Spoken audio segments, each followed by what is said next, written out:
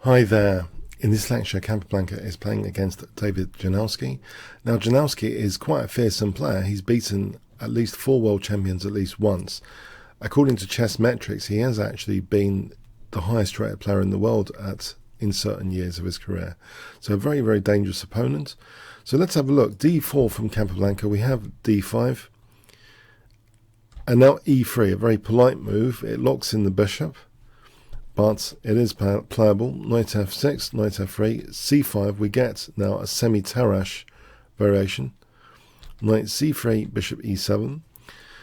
And here, given that the bishop's moved, it seemed logical in a way to play D takes C5 to get the bishop to move again. So black castles here. And now A3 is played. So anticipating bishop takes c5 to play b4.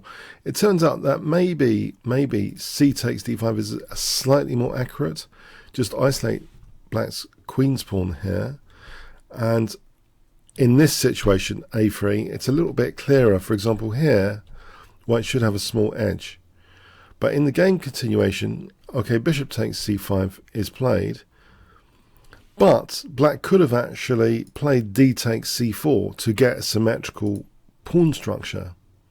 Basically, if queen c2, queen c7, there's an opportunity here in this position. This looks about even. If you look at the symmetry, yeah, it's not much fun here. So anyway, which explains why, c takes d5 might have been a little bit more accurate, give black the isolated queen's pawn. But with a3, bishop takes c5 was played. b4, bishop e7, bishop b2, and now a5, b5, b6. Here, it is actually interesting to consider knight bd7. This is a very interesting gambit which would help black's development and give quite large compensation if c takes, e takes, knight takes. The point is, black could play knight takes, queen takes, knight c5, welcome the exchange of queens, because if you look at the ferocity of black's pieces, they're quite good here. With knight d3, for example, yeah, there's a lot of play here to be had. So it's interesting. Anyway, b6 was played. That is a potential target, that b6 pawn. It's not protected by other pawns. We have c takes d5, e takes, knight d4, bishop d6, bishop e2, bishop e6, bishop f3. There is a perk of b6 now, rook a7, this rook coming into the game like that. White castles, rook c7, queen b3. Now this was an interesting, it looks like this is a potential inaccuracy. White does have a pleasant blockade over this isolated queen's pawn. It turns out here knight ce2 is a really interesting idea. If bishop c8, for example here, h3, rook e8, knight f4, not minding if bishop takes, that will strengthen white's grip on the dark squares. Bishop b7, rook c1. And white has a really pleasant position here with not too much to worry about. If black ever indulges a forcing move, they're weakening their king. We can just play knight h5. So this is, a big advantage for white. But yeah, this is a very, very stable position if we look at this with knight f4. So this is an interesting way of playing it. But Capablanca seems to go a little bit astray with queen b3. We have knight bd7. This is tactically possible to leave d5 here. We have rook fd1.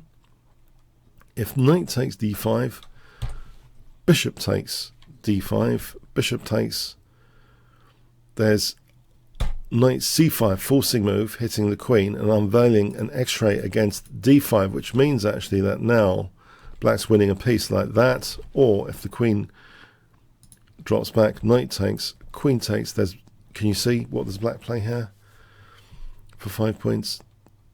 Yeah, bishop takes h2 check would be winning the queen. So anyway, we have rook fd1, but black has generated a position of interesting counterplay now. Knight e5, bishop e2. And you'll note that actually this rook has left the soft spot f2. These guys, at the expense of white having a visually nice knight blockading on d4. We have queen e7, rook ac1, rook fc8, And now knight a4. This actually does betray a kind of weakness of the last move, neglecting e4, which could be dangerously looking at the soft spot f2. So this is starting to be extremely dangerous. We have a pair of rooks coming off, another pair of rooks coming off. You might think, well then black surely, his simplify hasn't got any attack. But now, in fact, there's an unprotected piece on c1. A really great move by black, knight e4. Looking at the soft spot, this is the sort of thing Tau would do to try and compensate for any structural defects. And we have bishop b2. This pawn is immune. Knight takes b6. Can you see what black would play here for 10 points? Yeah, there's a downside here. There's two unprotected piece downsides. So queen c7 looks at both of them for overwhelming threats. And yeah, that's just winning material. And the bishop's controlling the back row there. And well, there's no back row issue or anything. So bishop b2 was played. And now knight c4. This is getting really annoying now, to say the least. So it's a very, very interesting position for black indeed. Instead of knight c4, just to show the richness of opportunity, queen f6 is also interesting, just looking at f2. If knight f3, knight takes f3 check, bishop takes. Black can actually force an advantage here with bishop takes h2 check, queen h4 check, queen takes f2 check. This is a long variation, but essentially black's in the driving seat for a big advantage. There's a very strong h-pawn. White's extra piece is this knight on the rim, which is dim, unless that passed pawn potential is unlocked. But in the shorter term, there's bigger issues here. This position is shutting things down. D4's a very good move here, actually. Let's see why. Queen f1 check, h4. It's just shutting down things, and you can see that in this scenario, f6 to shut down bishop e5. In this scenario, black's going to have an absolutely winning and well of a time with the passed h-pawn. So yes, Capablanca has gone wrong somewhere. That queen f6 is actually such a strong game here, striking at the soft spots. But anyway, knight c4 was played. Bishop takes c4. And it's here that actually bishop takes h2 check is played. And black can at least have a draw by perpetual check if black wanted to. So queen g3 check, king g1. If black wanted to, there's a perpetual check on the table. Now, you might wonder also, what about king h1? There's knight f2 check, then knight h3 check. And actually,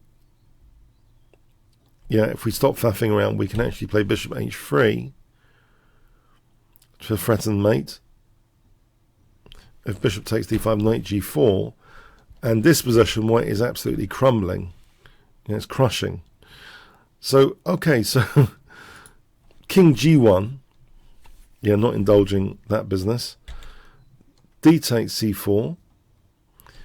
Here, if queen f2 check, king h2, queen g3 check, king g1, queen e1, black can play like this with knight f2, bishop takes d5, knight g4 check, and here g5 threatens queen h4 checkmate. If bishop takes e6, queen h4, so what does white do? Knight f3, there's knight takes e3, and if bishop takes queen h1 check, and here queen takes g2 is mate. Yeah, there's really quite vicious opportunities in this position for black. But d takes c4 was played. Queen c2, queen takes e3 check, king h2, queen g3 check, king g1, queen e1 check, king h2, queen g3 check, king g1, and again, now here, knight f6, so we're refusing that draw, going for a win, knight f6. If bishop g4, queen takes c4 check here, this position, black also has a small edge to play with, but knight f6 was played, knight takes e6, queen h4 check. If f takes, there is actually queen takes c4 here, and actually white would actually be better here. This position, bishop takes f6, queen c3, and it's looking glorious for white. So queen h4 check, though, was played. King g1. Queen e1 check. King h2. Queen h4 check. King g1. And now knight g4. It's quite a torturous game for white. All of these checks all the time. Queen d2. Queen h2 check. King f1. Queen h1 check. King e2. Queen takes g2 check. And now king d1 is played. This is very accurate and careful play. If king e1, the thing is queen g1 check. King e2, queen f2 check, king d1, knight e3 check, king c1, queen f1 check, kill a common square on d1. So yes, king d1, very accurate. The king is making a run for it on the queen side. Knight f2 check, king c2, queen g6 check, and another opportunity for perpetual checks. Yeah, Capablanca is at Janowski's mercy, but knight d3 check, king b1 is played. F takes e6, game on. Queen c2. Here, if king a2, queen f5, there's queen g2, knight takes b2, queen takes b2. This is about even. But queen c2 was played. h5. And this is a very dangerous pass pawn. We have bishop d4, so white has to try and break open the pass pawn at some point, the b pawn, to counterbalance. If knight takes b6, that runs into queen g1 check. Queen takes b6, queen takes c4, knight takes b2, king takes b2, h4 black has the big advantage here. Yeah, 2 pawns up. So bishop d4 was played. h4, and now bishop takes b6. If knight takes b6, h3, and if knight d7, queen f5, and if b6, there's things like queen b5 check and queen takes d7. So you might ask, well, what if white had supported b5? The thing is, queen f1 check, and then there's knight b4 check. This is quite vicious, forking king and queen. So okay, yeah, it's really a complex position, but bishop takes b6 was played, h3, and it looks as though Capablanca's kind of doomed here. Bishop c2, can the bishop really be the hero? e5, just cutting off the hero, disconnection. b6, queen e4. Yeah, so this dissuades b7. It looks at h1. It looks as though everything's going white's way. And Capablanca plays a move which is interesting but should have lost. Bishop takes e5. So it's an interesting move. It's an ambitious move. Okay, so Janowski played queen e1 check here. There's actually a winning move in this position, which is not queen e1. Can you see what that is?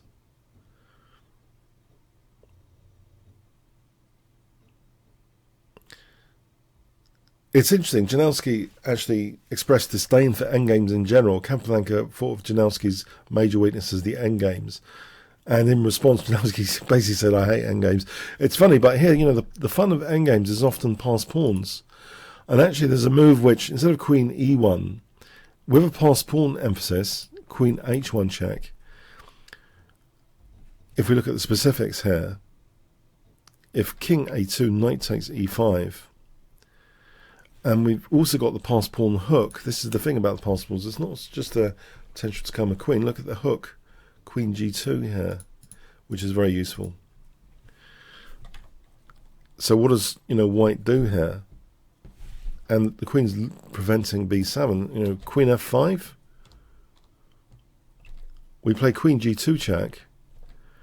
And c3 here. This is crushing. And, you know, we're herding the pawn. If we look at this again,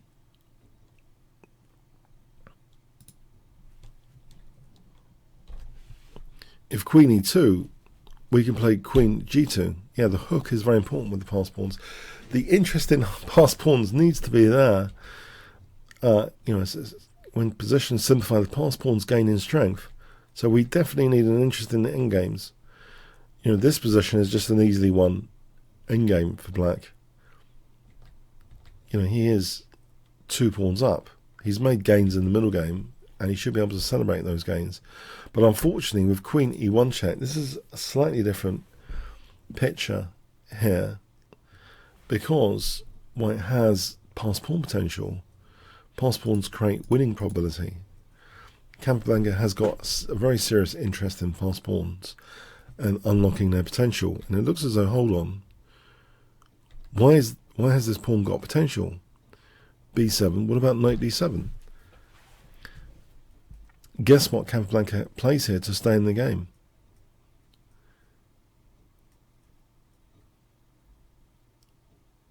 So this pass pawn potential shouldn't have been there, but knight C5 it is, trying to unlock the potential of the pass pawn. We have knight B8. If knight takes C5, yeah, we're just going to queen. So knight B8. But now, yeah, C4 drops.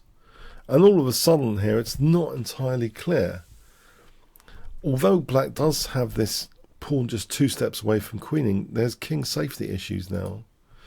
We have knight E4. And it's very, very tricky here now. There are tactical tricks. We have king H7. If queen E3 here, queen C8 check, and here queen F5 check, and if king H6, queen E6 check, and here queen E5, and look at the number of threats, like this is threatening mate. It's also stopping the H2 pawn. It's become murky, to say the least. These checks, yeah, are not, we're not winning, but that they can maybe help draw. That's about it. If H2, that's a different story. Queen C8 check, Queen H3 check, Queen E6 check, and this is not just checking; it's X-raying the queen here, and this means actually that Queen E8 check is still X-raying the queen, and we can exploit the X-ray with knight G5 check. So hitting the king, well, with check, and the queen. So this is absolutely winning. So it's become very, very tricky all of a sudden. We have king H7, queen D3, so threatening double checks, which are dangerous, all sorts of things. G6 is a mistake. Black had one last kind of chance, it seems, for equality. Do you know what that move is? Black's play here. It seems the most stubborn move is G5. Yeah, on G5, if queen takes H3 check, king G6. Queen E6 check, king G7. Queen E5 check, king F8. Queen takes B8 is winning for white, so it's not that line. No, instead of king G6, yeah, this is this is just bad. But actually, there is actually, instead of that, there's actually king G7 here. I'm trying to stop the checks, so there's no nasty check. Queen F3, and with queen C1, it turns out that black might have just enough to draw. Yeah, the queen's clinging on to G5 there. White only has a small edge, you know, that's so that's the situation. G5 was the last chance saloon, but with G6, this is now Capablanca's in the driving seat. He's brutally taking out black's pride and joy, the past H-pawn. King G7. So let that be a lesson to everyone. We need a strong interest in endgames and pass pawns and looking after pass pawns. It's not just that they become queens, the hooks as well that they provide en route are very interesting to make use of. So yeah, this is a sad story now for black, that white has the pass pawn and it's equal on pawns, but white is better now. White has all the chances. Queen C1, Queen F6 check, King H7. If King G8, Queen D8 check, Queen E7 check, Queen F8 check, and Knight F6 is checkmate. I mean, this is really a difficult position. You know, if King H5, Queen H8 check, and Queen C8 check is a snag, it forks the king and the queen. That's winning there. So yes, this is bad news for black. King h7, queen f7 check, king h6. If king h8, queen f8 check is actually mating. Knight f6 is mate. So king h6 is played, queen f8 check, king h5, queen h8 check, king g4. And this neat trick, this hook, we must be aware of our hooks. Queen c8 check is end of game. It's forking king and queen. That is a titanic game with plenty of attacking opportunities for Janowski. Yeah, if we study, pawn structures, check out my pawn structures course, you'll realise that the isolated queen's pawn structure does give dynamic opportunities. One of the reasons for having the dynamic pawn structures, trying to compensate with piece activity and king attacks. And in this game, certainly there was a wealth of opportunities for Janowski, but, it needs accuracy. It really needs accuracy. So in this final possession, yes, if queen takes, we're queening. Otherwise, we're just winning that queen on c1. Okay, so, yeah, a titanic game. A huge game. So the Tarrasch variation, yeah, there are some more precise moves, it seems, available as we see in the analysis. But yeah, what a game. So Capablanca does seem to have some Achilles heel with relation to the isolated queen pawn dynamics. And he was a bit ambitious about this lure of b6, it seems. This b6 lure. Yeah, it seems as though black had a wealth of opportunities. The first one, as pointed out, was actually this queen f6. Yeah, it's a very, very dynamic situation. Yeah, with these soft spots. Very, very dynamic. So it's not all about pawn structure, but Capablanca, yeah, he played a heroic kind of defensive evacuation. It echoes, the more classic game he had in later years against Capablanca, when Capablanca was playing against Marshall. So it seems, yeah, Capablanca's very good on the defense sometimes, finding only moves or only chances. A really dramatic game. Well, I hope you got some points from it for both sides within this structure, learning about the isolated queen pawn structure and its dynamics. Okay, thanks so much.